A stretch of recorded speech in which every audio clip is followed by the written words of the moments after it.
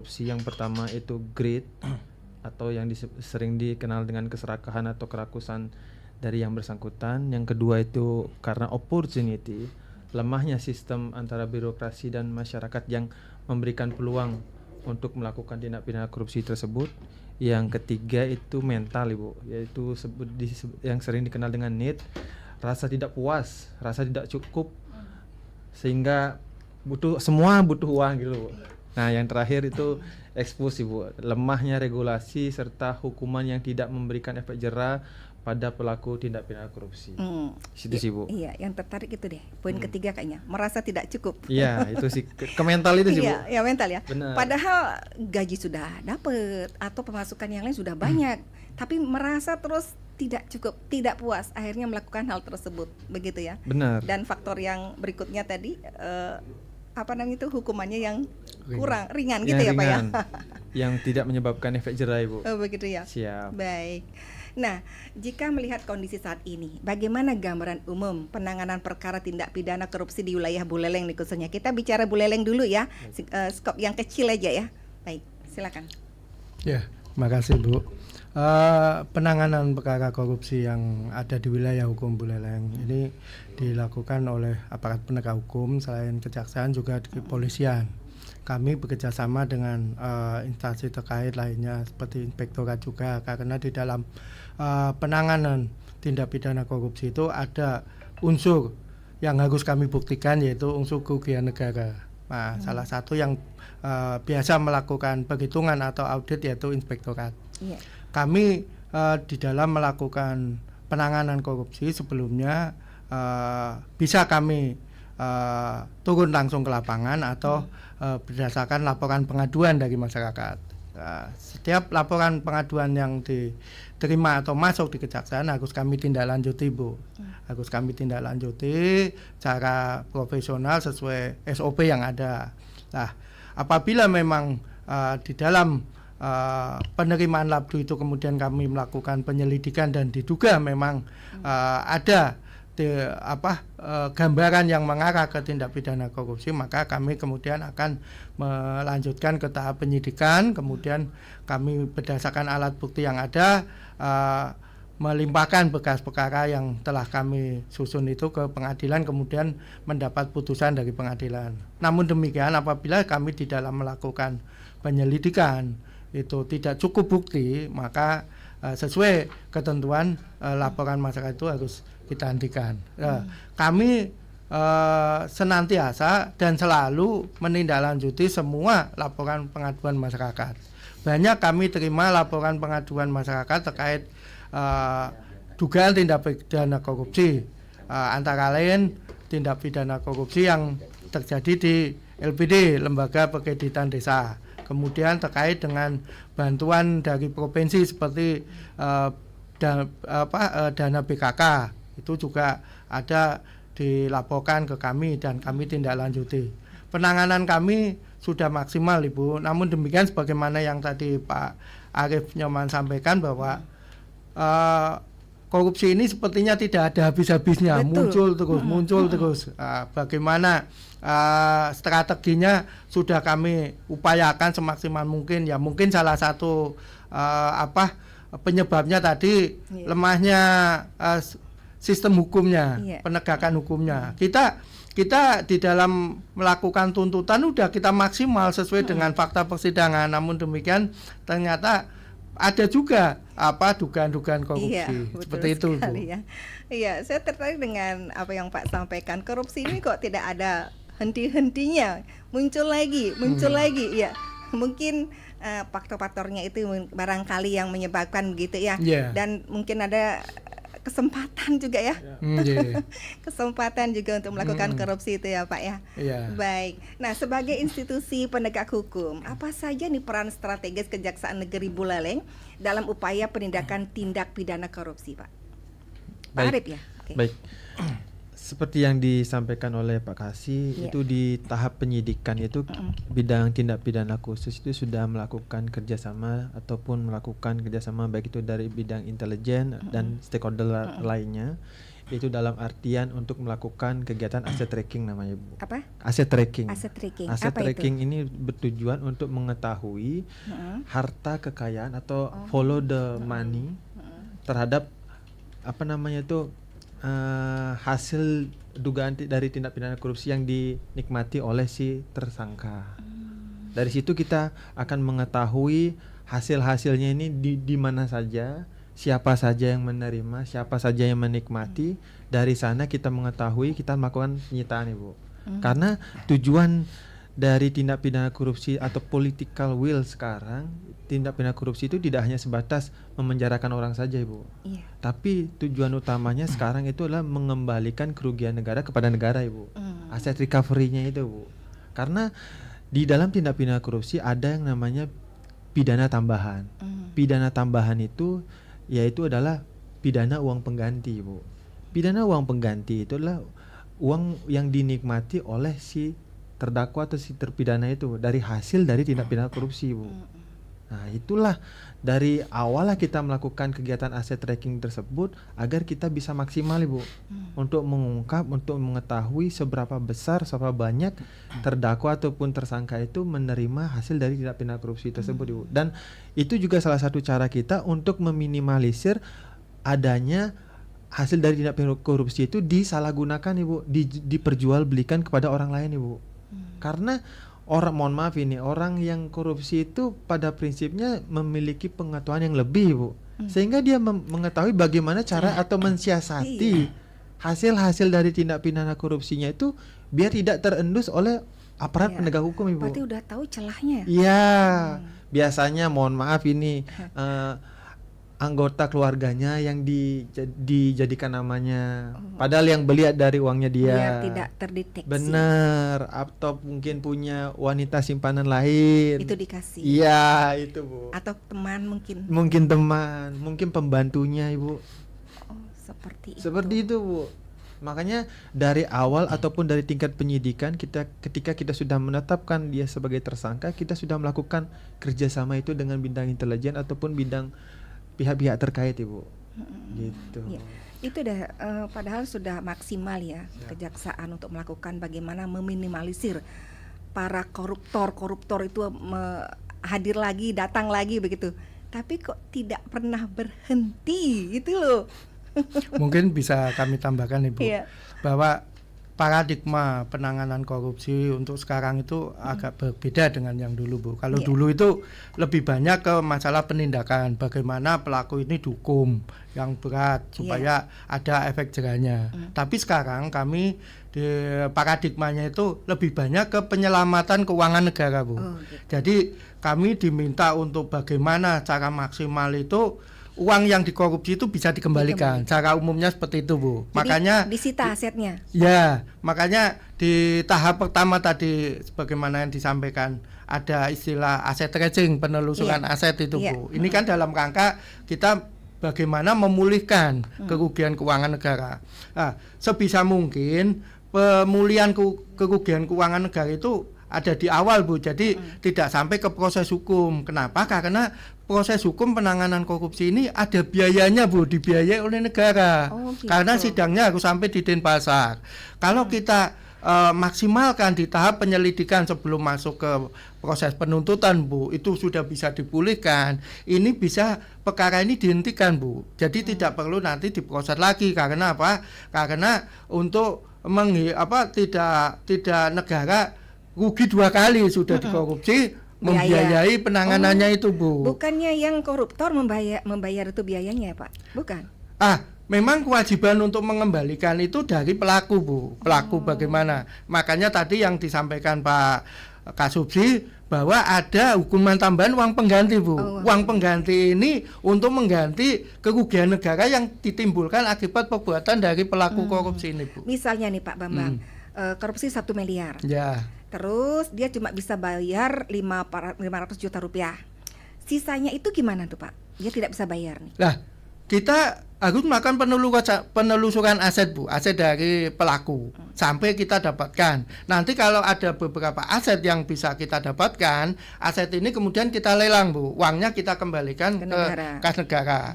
Namun demikian apabila masih ada kurang Bu, kurang ini nanti diwujudkan dalam pidana subsidiar Bu.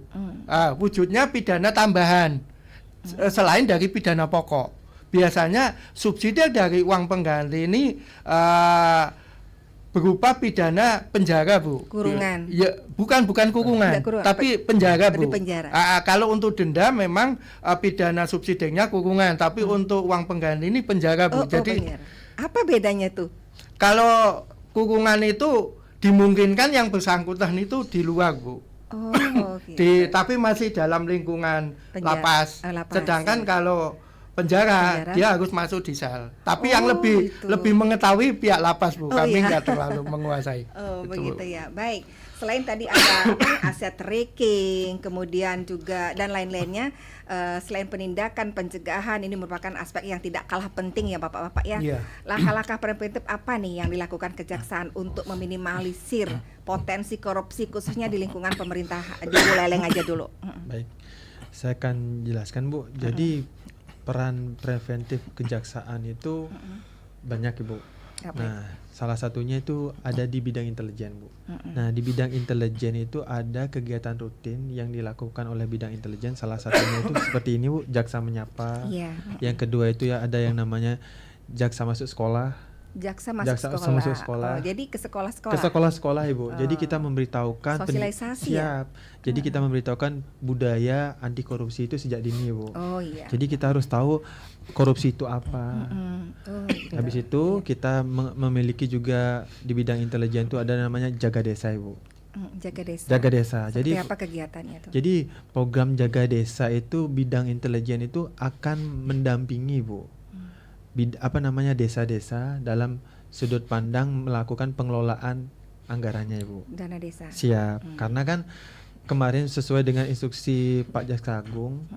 Jadi jaksa-jaksa di daerah itu untuk melakukan penyuluhan hukum dan pendampingan hukum terhadap pengelolaan dana desa Ibu. Karena pada prinsipnya kebanyakan pemerintah desa di daerah itu Bu minim pengetahuan Ibu.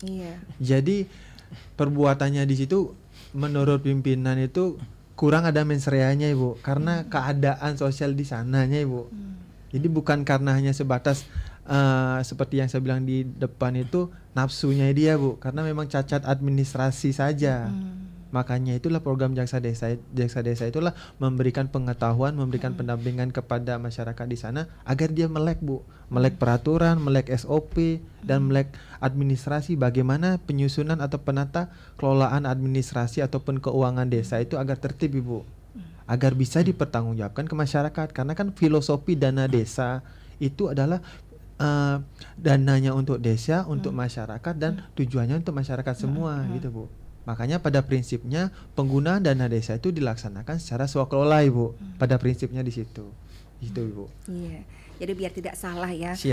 Kepala desa itu kalau salah menggunakan anggaran padahal pikirnya dia tuh benar untuk masyarakatnya, tapi karena salah administrasi dan sebagainya bisa kena korupsi jadinya. Nah, di situ udah Bu. Makanya itu udah kami diperintahkan oleh pimpinan untuk melaksanakan pendampingan desa itu. Kasihan juga kepala desa ya, padahal sudah berusaha mengabdi untuk masyarakat, untuk membangun desanya, karena cacat administrasi akhirnya juga kena hukuman itu ya Pak ya.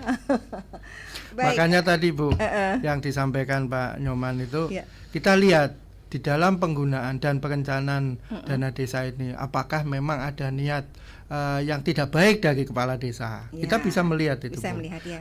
Tapi apabila di dalam pelaksanaan dan penggunaan itu ternyata banyak karena ketidaktahuan dari kepala desa atau perangkat desa bahwa ada aturan-aturan yang harus diperhatikan, ada warning-warning yang harus diperhatikan itu, kita lebih banyak ke masalah pendampingannya. Pendampingan ini kan bisa dilakukan bisa juga Intel juga atau Datun juga Bu, Datun. Cuma Datun itu khusus terkait dengan masalah kepegdataan.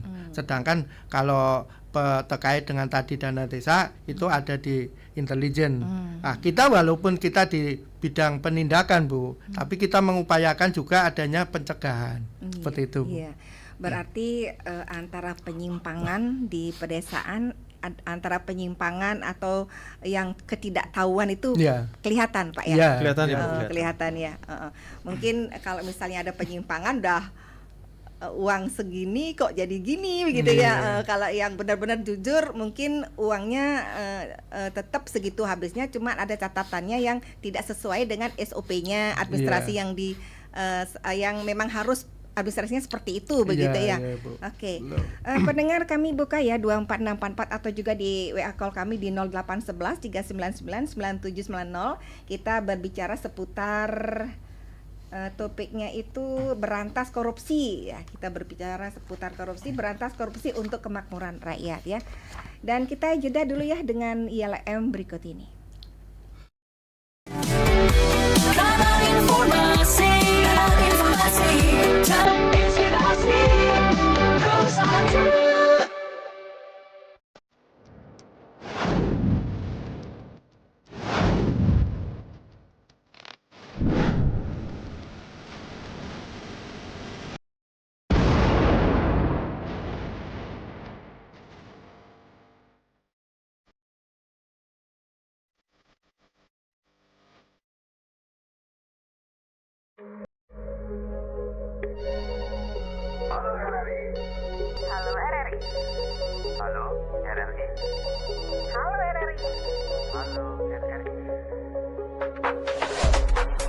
Halo RRI hadir setiap Senin dan Jumat dari pukul 9 sampai dengan pukul 10 pagi.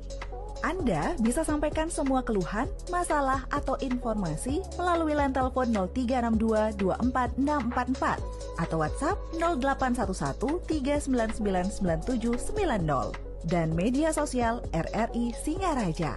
Suarakan masalah Anda dan temukan solusinya bersama Halo RRI.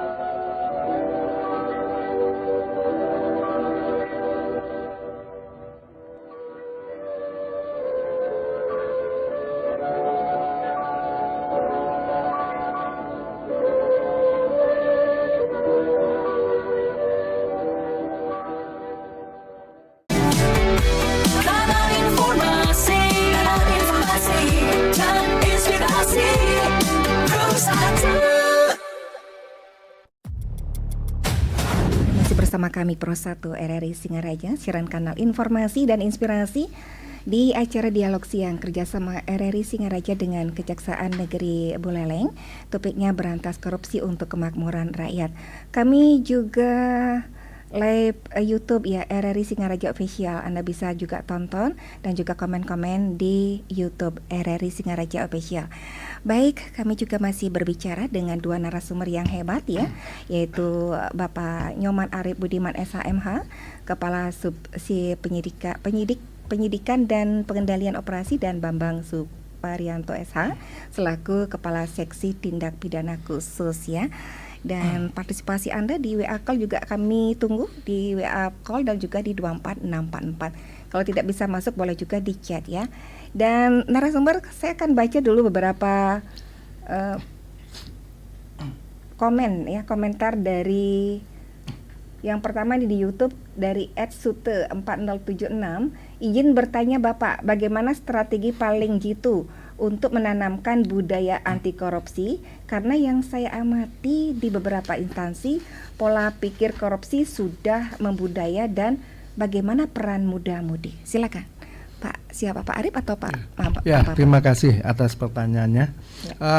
Begini Bu ya, kita itu di dalam penanganan tindak pidana korupsi itu tidak bisa dilakukan sendirian, tapi bekerja sama dengan instansi lain. Nah, kita juga bersama dengan pemerintah daerah, khususnya inspektorat daerah, itu kan punya kerjasama di dalam kegiatan saber pungli Bu. Nah, saber pungli, jadi pemberantasan pungutan liar. Lah, kenapa ini sangat penting? Karena akar dari korupsi itu, kalau yang terjadi di masyarakat itu terkait dengan pungutan liar.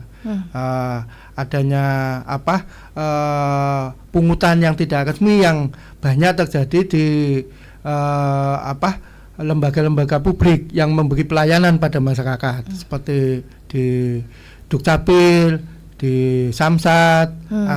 Kalau hal yang merupakan akar dari korupsi ini bisa kita berantas, dalam artian bisa kita tekan terjadinya, ya diharapkan supaya tindak pidana korupsi yang lebih besar ini bisa kita cegah terjadinya. Ini sebagai salah satu langkah preventif yang kita lakukan, selain dilakukan dengan cara penindakan. Tapi sebagaimana yang kita sampaikan tadi, bahwa pencegahan seperti apapun sepertinya nggak ada habis-habisnya. Makanya kita juga bagaimana bekerjasama dengan instansi lain untuk melakukan upaya preventif dalam pencegahan korupsi. Mungkin itu Bu. Iya, baik. Kemudian ada Manggus juga, hukum berat para koruptor. Iya. Kemudian padahal hukumannya udah berat ya? Iya, Sudah Bu. berat Ibu. Udah berat ya. Sudah berat. Tapi kebal ya. Tidak kapok-kapok masalahnya. Kemudian ada lagi, dan tindakan apa nih yang dilakukan jika rekan kerja atau keluarga melakukan korupsi? Tindakan apa yang mesti dilakukan, begitu ya? Baik, saya jawab Ibu. Jadi gini Bu, saya ingin memberitahukan dulu. Iya. Jadi pandangan orang itu korupsi itu pasti suatu perbuatan yang menyebabkan kerugian negara Ibu. Pasti itu apa dia namanya di benak kita pada umumnya kan gitu. Padahal sebenarnya kalau kita melihat Undang-Undang Tindak Pidana Korupsi yang diatur dalam Undang-Undang Nomor 31 Tahun 99 Junto 20 Tahun 2001, korupsi atau tindak pidana korupsi itu tidak hanya suatu perbuatan yang menyebabkan kerugian negara Ibu, tapi ada perbuatan lain yang juga masuk kategori tindak pidana korupsi. Misalnya seperti suap. Oh, suap. Iya. Gratifikasi. Perbuatan curang. Itu masuk Ibu. Korupsi. Iya. Itu masuk ranah korupsi Bu. Gitu Bu. Jadi caranya untuk terhindar dari hal-hal tersebut, kita harus membiasakan Bu. Budaya persekongkolan itu harus kita hindari Bu. Beda Ibu antara persekongkolan dengan gotong royong Ibu. Iya, atau beda. kerjasama Ibu. Kalau gotong royong kan positif ya. Iya, tendensinya masih positif Iya, Bu. Kalau persekongkolan itu sudah ranahnya atau tendensinya sudah menguntungkan salah satu pihak atau korporasi kan begitu Bu. Ya itu Bu. Itu yang pertama. Yang kedua, hindari yang namanya umpan balik atau feedback Ibu. Karena dia udah bantu, saya harus bantu dia gitu. Oh gitu. Ya, karena kan padahal itu tugasnya dia Bu. Iya. Namanya tugas ya kewajiban kan gitu Bu. Tapi kan hal itu sering terjadi. Nah itu yang harus kita rubah Ibu. Budaya-budaya seperti itu, kebiasaan-kebiasaan seperti itu Bu. Yang ketiga, kebiasaan suap Ibu. Dikit-dikit seperti yang disampaikan oleh Pak Kasih, suap ketika kita ngurus apalah administrasi di pemerintahan, kalau nggak ada uang ini nggak bakalan lancar lah. Iya, memang betul begitu Pak. Nah, hal-hal itu yang kita harus hindari Bu, karena budaya korupsi itu dari hal yang kecil Bu, dari tindakan yang kecil Bu. jadinya besar kan seperti itu, Iya. seperti fenomena gunung es jatuhnya Iya, Bu. betul sekali Pak Nah, Komang itu ya. sih, Bu. Baik, ada lagi Yuni H8G51. Pak, bagaimana Bapak? Ada yang masuk ini. Sebentar dulu ya, kita sapa di WA call. Halo, selamat Halo, siang. selamat siang RRI. Iya, selamat siang. Mm-mm. Iya, saya mau Dengan bertanya Ibu Pak. Ari. Iya, Iya. oke. Pak, kenapa sih korupsi itu terus ada? Padahal kan sering ada iklan-iklan masyarakat itu. Terus apa pencegahannya supaya tidak jadi korupsi? Baik, Mungkin terima. karena hukumnya terlalu ringan gitu, terus saja ada korupsi. Baik, Terus terima saya kasih. mau bertanya Pak, Ya. apa sih artinya pencucian uang itu? Oh iya, cuci uang. Terima kasih Bu Ari, Banjar Tegal. Baik. Oke, pencucian uang apa itu? Kemudian kenapa korupsi tidak berhenti pada ILM? RRI juga sering sekali ya membuat ILM dan memutar ILM terkait dengan korupsi seperti apa yang putar saya tadi ya. Silakan ditanggapi Bapak Ya. Bambang. Terima kasih Bu. Sebagaimana di awal kita sampaikan, memang korupsi ini kan sepertinya nggak ada habis-habisnya. Bagaimana upaya dari aparat penegak hukum untuk mencegah dan memberantasnya, tapi tetap terjadi. Makanya itu yang penting bagaimana dari diri kita sendiri untuk menghindari hal-hal yang berpotensi termasuk dalam perbuatan korupsi, walaupun skalanya kecil, sebagaimana tadi yang Pak Kasubsi sampaikan, seperti di dalam proses pelayanan, katakanlah pembuatan SIM, diupayakan kita melakukan melalui prosedur yang benar, jangan melalui calo, karena calo itu sudah termasuk perbuatan korupsi, yaitu pungli, pungutan liar, karena tidak ada ketentuannya. Sedangkan di pelayanan publik itu kan sudah ditentukan, kalaupun ada biayanya sudah ditentukan berapa. Kalau melalui calo otomatis lebih mahal. Nah, ini kan karena memang masyarakat itu juga ingin pelayanan cepat. Iya. Makanya dia bagaimana menggunakan jasa lain, padahal pelayanan yang sudah diberikan oleh lembaga publik itu udah maksimal, udah bagaimana pelayanan dilakukan secara cepat dan biayanya dijangkau oleh masyarakat, seperti itu. Yang kedua terkait pencucian uang, Bu, ya. Pencucian uang, iya. Ya, pencucian uang ini biasanya banyak terjadi di perbuatan-perbuatan selain korupsi, Bu, seperti TPPO, tindak pidana perdagangan orang atau narkoba. Jadi pelaku ini menyamakan aset-aset yang didapatkan dari hasil kejahatannya, Bu. Bagaimana kemudian dia mengalihkan ke usaha-usaha di mana nanti usaha-usaha ini kan menghasilkan keuntungan. Lah, keuntungan ini kan istilahnya bersih, halal. Sedangkan asalnya dari uang yang tidak halal atau uang haram, ya, uang hasil kejahatan. Nah, itu gambaran secara umum, Bu, proses pencucian uang seperti itu. Gitu Kalau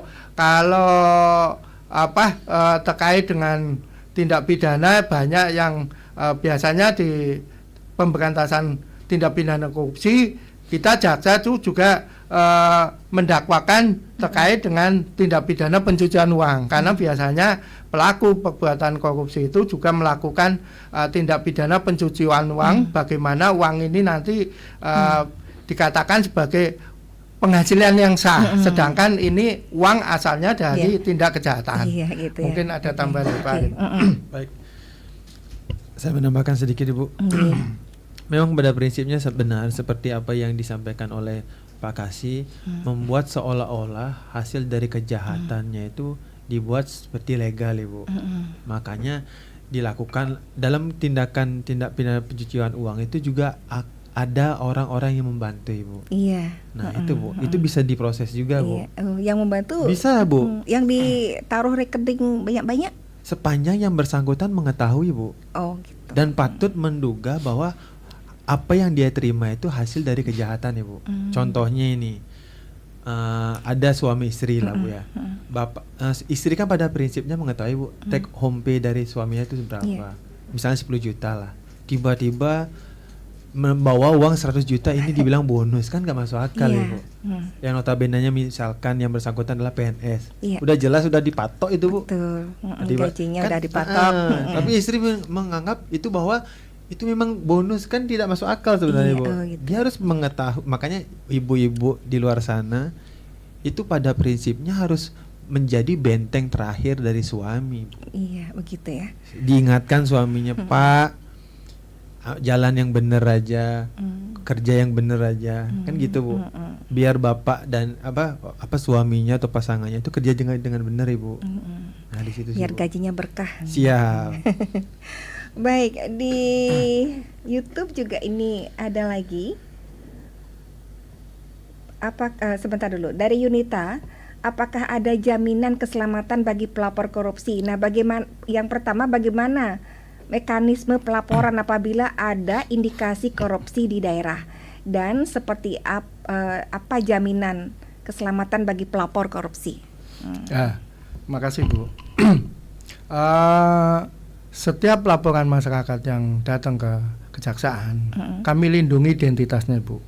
Jadi, Sebentar dulu Pak, maaf ada yang masuk on air. Oh, siap. Kita sapa ya. Halo, selamat siang.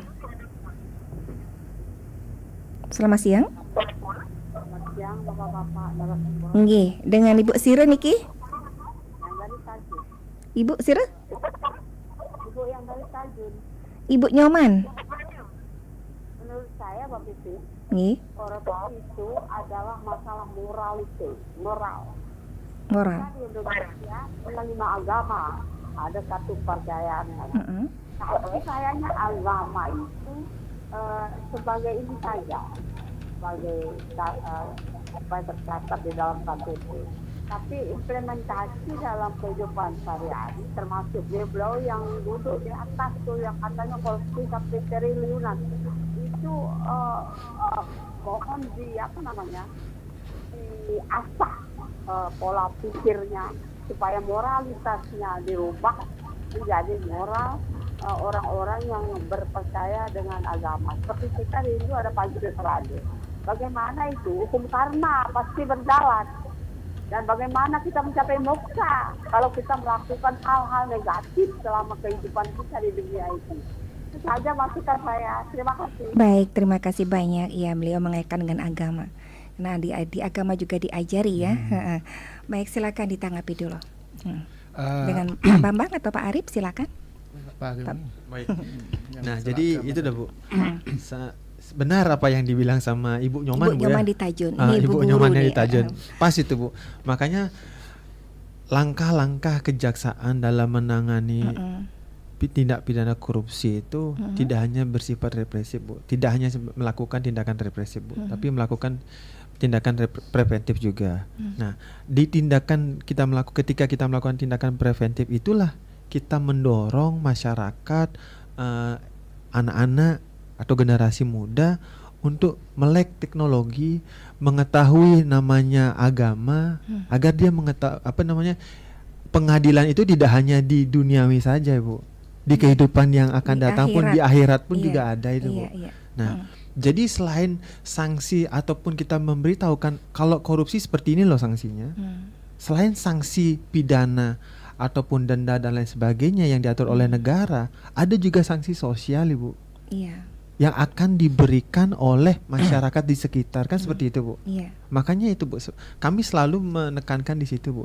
Selain sanksi di negara yang kamu dapatkan, teman-teman yang melakukan tindak pidana korupsi itu pasti akan juga kena sanksi sosial Ibu. Walaupun yang bersangkutan ketika masuk penjara di situ dibina Ibu, tapi kan keluarganya di rumah Malu. akan mendapatkan dampaknya itu Iya, Bu. malu jadinya. Malunya itu Bu. Nah, disitulah kita akan tekankan kepada generasi muda agar dia tidak melakukan suatu perbuatan yang melawan hukum Bu. Tidak hanya korupsi kan seperti itu Bu, tindak pidana umum pun juga gitu loh. Makanya kita gerakan masyarakat itu dia mengetahui semua hal yang ketika dia melakukan perbuatan tercela itu akan memberikan dampak yang negatif kepada orang lain ataupun keluarganya itu Bu. Iya, Di situ sih Bu. baik, ya, oke dah. Jadi kalau kita melakukan korupsi tidak hanya di dunia nyata, mendapat hukuman Iya, ya, benar. sosial dan juga di akhirat nanti ya, karena dicatat di sana ya. Kayak ada yang lagi yang masuk ya, kita sapa lagi Bapak-bapak. Halo, selamat siang. Selamat siang, Nggih, sareng sire niki. Narde. Pak Narde di Beratan nggih. Iya, niki sire niki. Tiang pipit. Oh, Pipit. Nggih. Kayak tadi patuh suaranya cari Ibu Ayu Sunda. Masa penyiar semua rata-rata yang mirip jadinya Pak Narde nggih. Iya. Nggih, Pak Narde silahkan Pak Narde. Iya. Terima kasih, ini rupanya sangat menarik dari tadi saya dengarkan, yaitu masalah korupsi ini, Pak. Nggih. Kali kita perbincangkan di masyarakat, apalagi sekarang di DPR pusat kita, sampai yaitu undang-undang perampasan aset itu menjadi target dari pemerintah untuk mengambil langkah-langkah pada mereka yang diduga melakukan tindak pidana korupsi. Nah, sekarang dia mau tanya pada kejaksaan ini. Nggih. Saya kalau tindak pidana korupsi kan minimal 4 tahun, maksimum 20 tahun.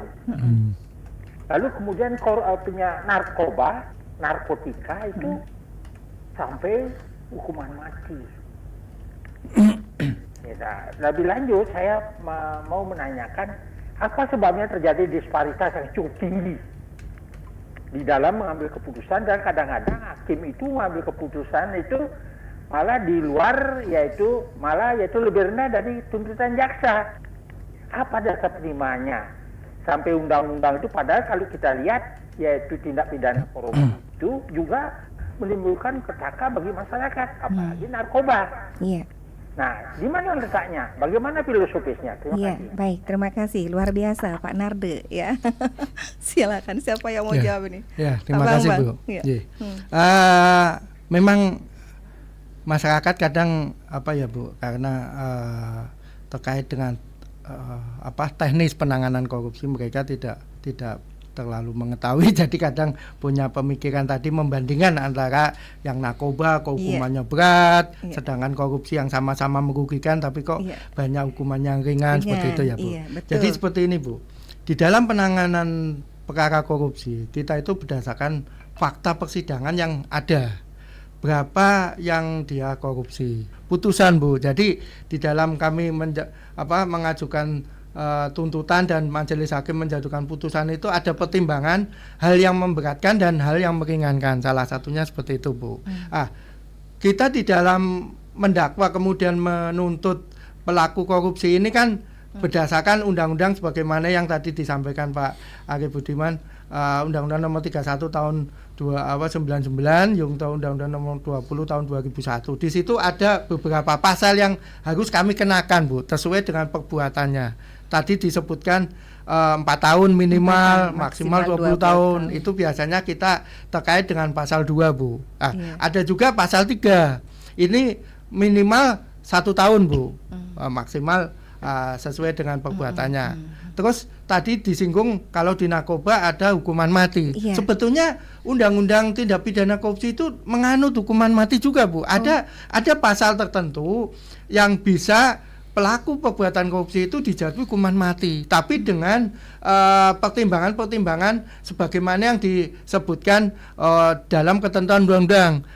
Korupsi yang dilakukan saat bencana alam itu jadi salah satu pertimbangan pelaku bisa dijatuhi hukuman mati Bu. Tapi kan kembali lagi ke proses persidangan tuh. Tidak mungkin masyarakat ini dilakukan pada saat bencana ini harus hukuman mati sesuai ketentuan. Tapi berdasarkan fakta persidangannya kan seperti apa. Ini berbeda dengan apa yang ada di persepsi masyarakat. Seperti itu Bu. Jadi itu yang melandasi ada kesenjangan seperti itu ya. Antara hukuman bagi narkoba dan bagi korupsi gitu ya. Bu. Baik Pak Narde, kalau belum puas silakan lagi masuk ya di 24 atau juga di WA call. Kita kembali ke YouTube. Ada yang masuk ya. Ini dari Bangli Pak. Oke. Ibu Janura dari Bangli. Oke. Halo. Om Swastiastu, Rayang Siang. Iya. Siang Bu. Oke. Ikut iki. Nimrung ikut Kang. Iya. Yang tanya, kalau seorang istri bisa lah mengoreksi punya suami. Kenapa Bu? Ulang Bu. Ya punya lah. Kok bunyi gini? Apakah seorang macam Halo. umpamanya suaminya ya seorang duduklah dapat di pemerintahan jadi pejabat. Tahu-tahu dapat uang tidak sesuai dengan gaji seorang. Kenapa dia begini? Dari mana dapat uang? Dari mana dapat gaji? Bisakah mengoreksi gitu seorang?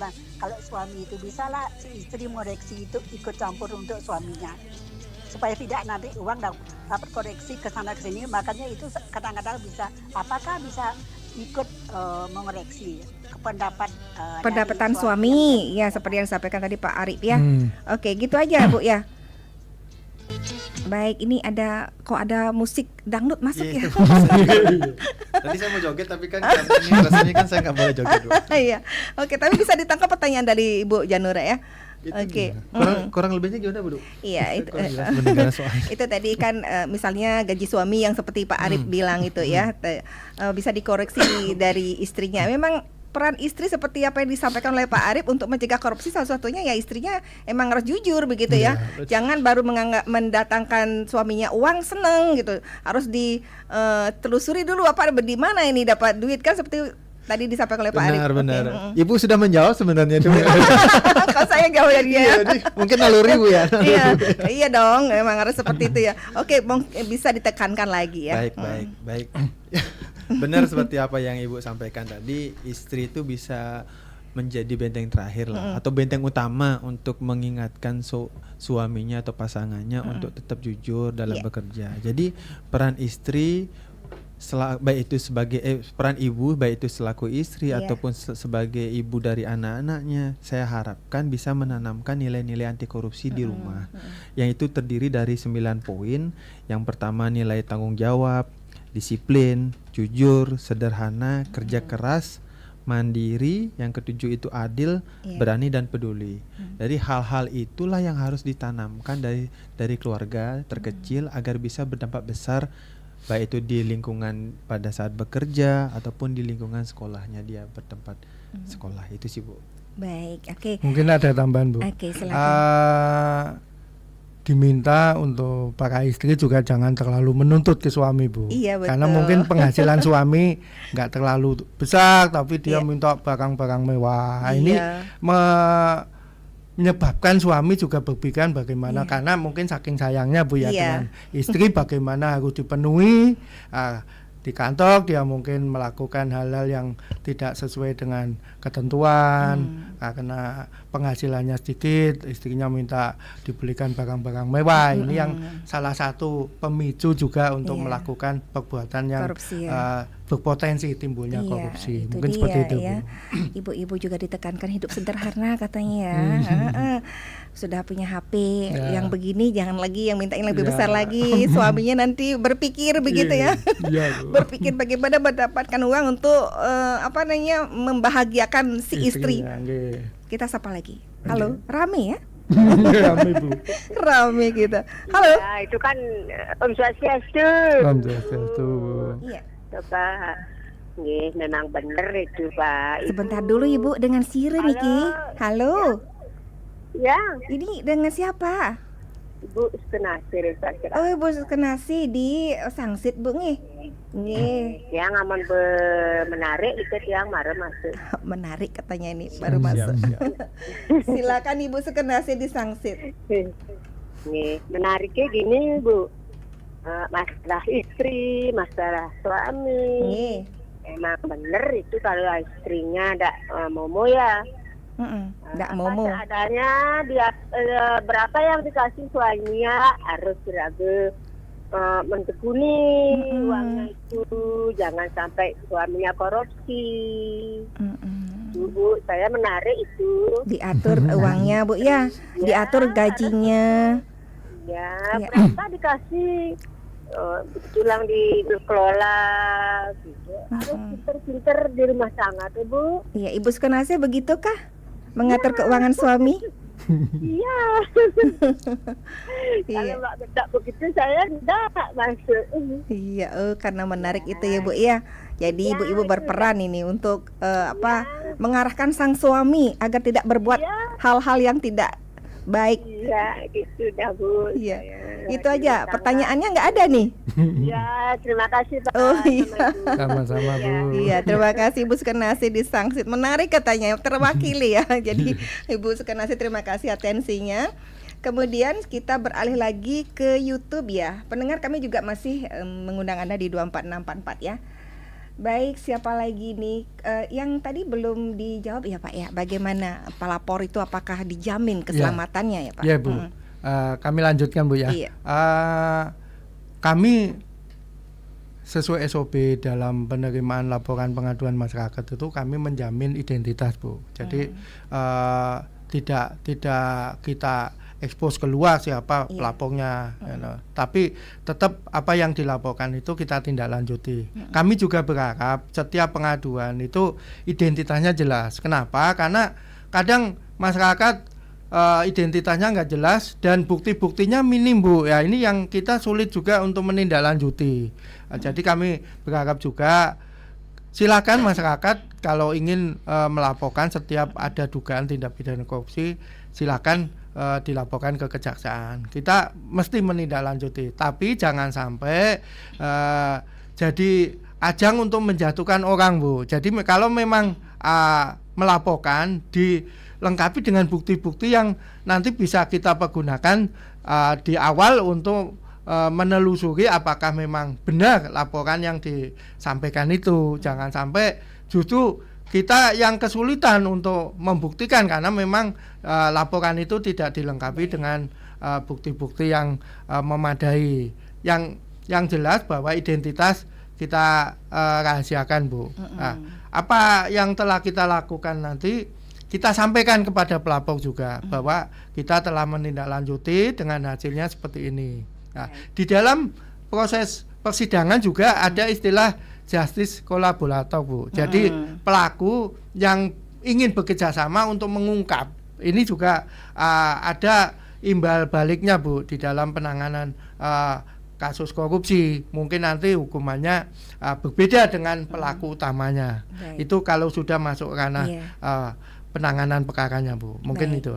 Iya, sayang sekali ya waktunya sudah habis ini ya. Ya Bu. Iya. Baik, boleh dikasih closing statement? Baik. Pak Arif. Baik. Closing statement saya akan mengambil kata-kata dari Pak Jaksa Agung Ibu.